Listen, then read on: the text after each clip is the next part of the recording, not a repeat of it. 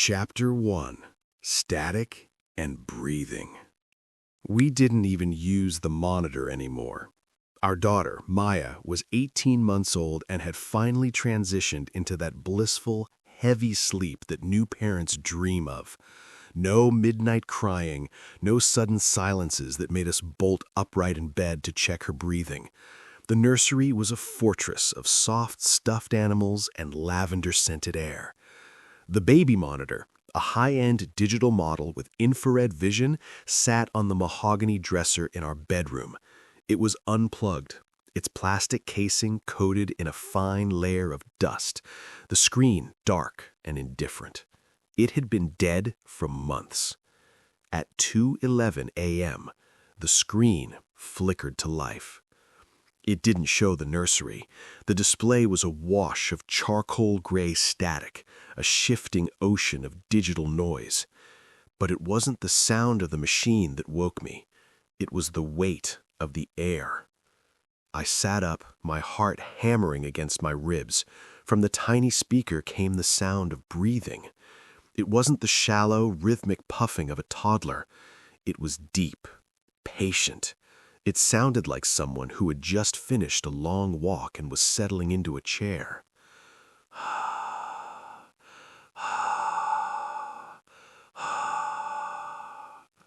I reached for the power button, my fingers trembling. It didn't respond. I grabbed the cord, realizing it was still coiled and tucked behind the dresser.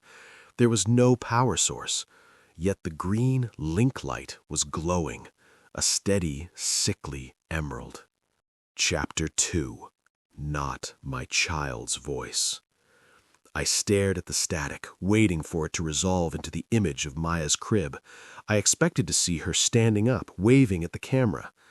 Then the breathing stopped. "Hey," the voice whispered. The sound was so clear it felt like the person was standing right behind me, leaning over my shoulder. It wasn't a baby's babble. It wasn't even the voice of a child. It was a woman's voice, low, melodic, and terrifyingly familiar. It had the cadence of a secret being shared in a confessional. "Daniel," it said. My name. She said my name with a soft, lingering L at the end, a specific pronunciation I hadn't heard in years. My blood turned to ice.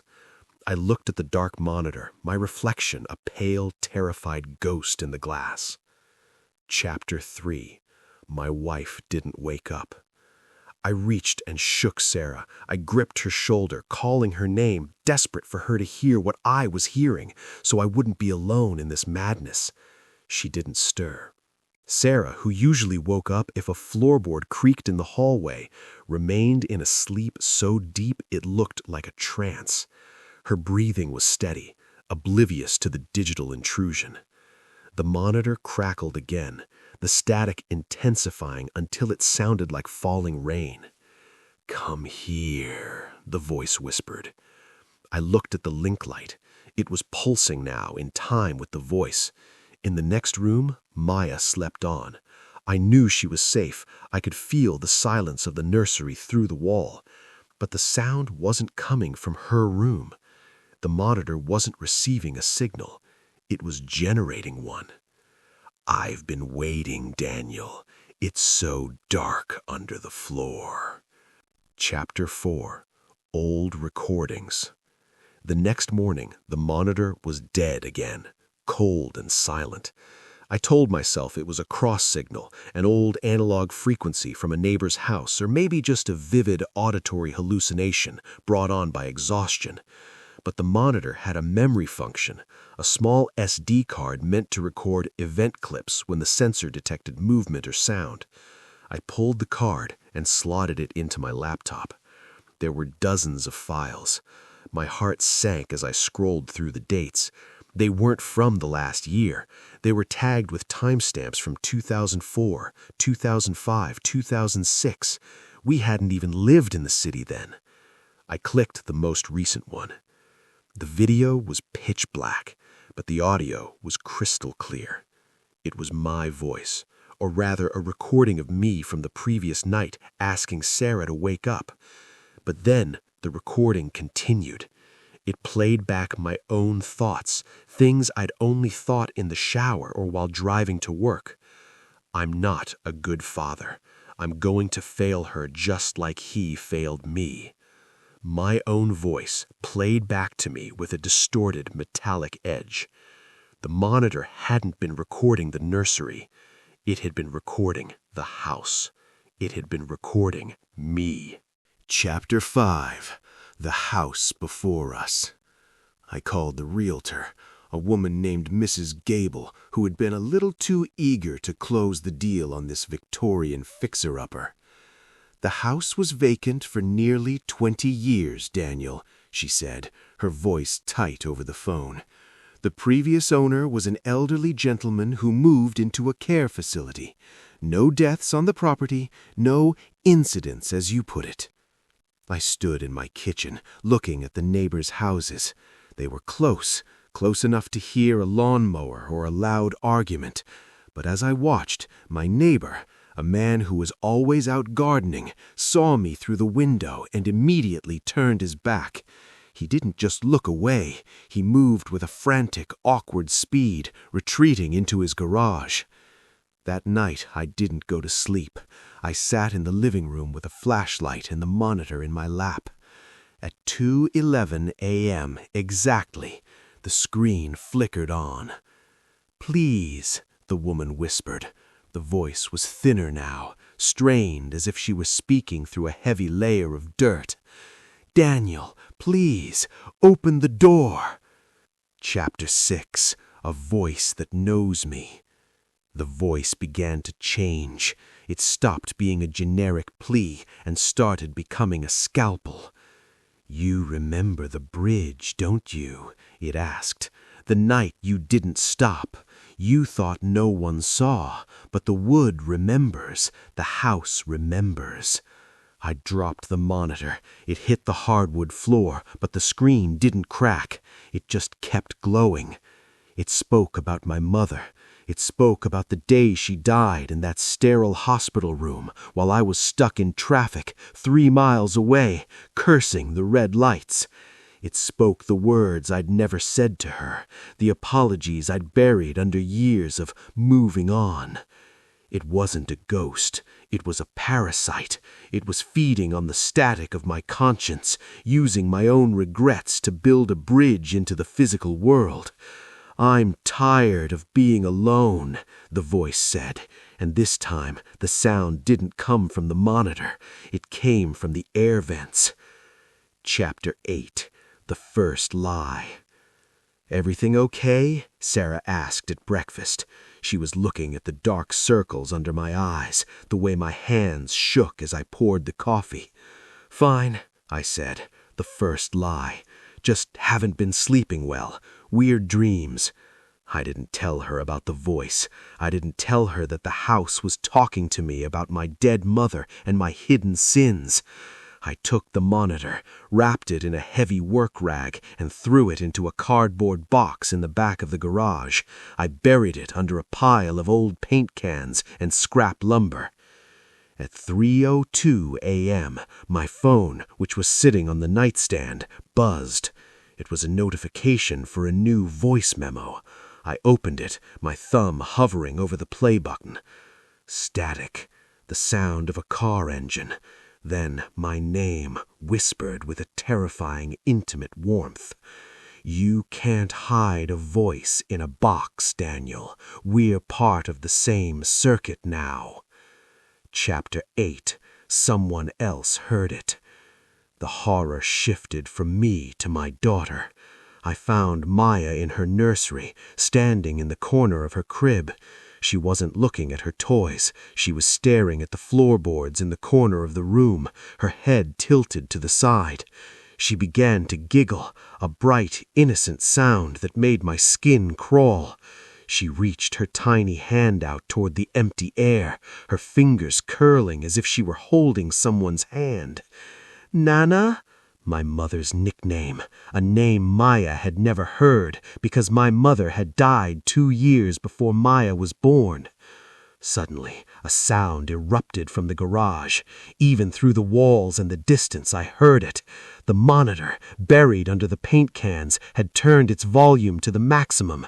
It wasn't static anymore. It was a scream, a woman's scream, raw and jagged, that seemed to vibrate the very foundations of the house. "Daddy?" Maya asked, her little face suddenly crumpling in fear. But she wasn't looking at me. She was looking at the floorboards. And as I watched, a single rhythmic knock came from beneath the wood. Tap, tap, tap. Chapter 9. The Name It Used. The voice finally shed its mask of static. That night, as the house groaned under the weight of a gathering storm, the monitor didn't whisper secrets. It sang. It was a low, crooning lullaby, the one my mother used to hum when the fever got bad. "Daniel," the voice said, and the pitch was perfect. It captured the exact rasp of her late-stage emphysema, the whistle in the breath that had haunted my nightmares for years. "Danny, I'm so cold. Why did you leave me in that room? Why did you let them turn off the lights?" I stood in the doorway of the nursery, paralyzed. I knew it wasn't her. My mother was buried 6 feet under in a cemetery 3 states away. But the logic of the grief-stricken is a fragile thing. Part of me, the part that still felt like a guilty 10-year-old, wanted to answer. "I'm tired of being alone," she said, her voice dripping with a manipulative sweetness. "Your daughter has such beautiful hair, Danny. She looks just like I did. Bring her closer to the floor. Let me see her." I realized then that the house didn't just want my attention, it wanted my lineage. It was using my mother's ghost to bait a trap for my daughter. Chapter 10. The Room Beneath the Nursery. The next afternoon, while Sarah was at the grocery store, I moved the rug in Maya's room. I was looking for a loose board, a hidden safe, anything. What I found was a hairline fracture in the floorboards, perfectly square. It was a seam hidden by decades of wax and polish. I used a flathead screwdriver to pry it up. Beneath the nursery lay a crawl space I hadn't seen on any blueprint. I lowered myself into the darkness, the air smelling of old copper and stagnant water. My flashlight beam cut through the gloom, illuminating something that made my stomach turn. The drywall was shredded. There were thousands of long vertical gashes in the plaster, the height of a person who had spent years trying to claw their way out. And in the center of the room, bolted to a support beam, was a single iron nail. Hanging from it was a speaker, an old horn-style megaphone from the 1940s. It was still warm to the touch. It was vibrating, humming with a low-frequency pulse that I could feel in my teeth. The house wasn't haunted by a spirit. It was wired for a nightmare. Chapter 11. The Woman Who Never Left. I spent the rest of the day in the archives of the local library. The truth was worse than a ghost story. In 2004, the house had been owned by a man named Thomas Vance. His wife, Clara, had been 8 months pregnant when she disappeared. Thomas told the police she ran away with a lover. He was never charged because there was no body, no blood, and no evidence of a struggle. But I looked at the old photos of the house. Thomas had been an electrical engineer. He had specialized in early surveillance technology. He hadn't killed her. He had kept her. He had built a room beneath the floor where she could listen to the life she was no longer allowed to live. He had wired the house so that every step he took above her echoed in her ears. She had died in that crawl space, alone, her heart giving out long after her mind had shattered. She hadn't left. Her voice had simply become part of the circuitry. Chapter 12. Why It Needed Me. The realization hit me as I drove home. Clara Vance didn't want revenge. She wanted a replacement. The speakers, the wires, the hidden microphones, they were a network designed to capture a consciousness. The house had spent 20 years learning how to be Clara. Now it was learning how to be me. It needed someone who would answer. It needed someone whose guilt was strong enough to create a feedback loop. Every time I talked back to the monitor, every time I listened to the recordings of my own thoughts, I was feeding the machine the data it needed to replace me. It didn't want to kill me, it wanted to be me, so it could finally walk out the front door and leave the crawl space behind. Chapter 13. The Monitor Turns.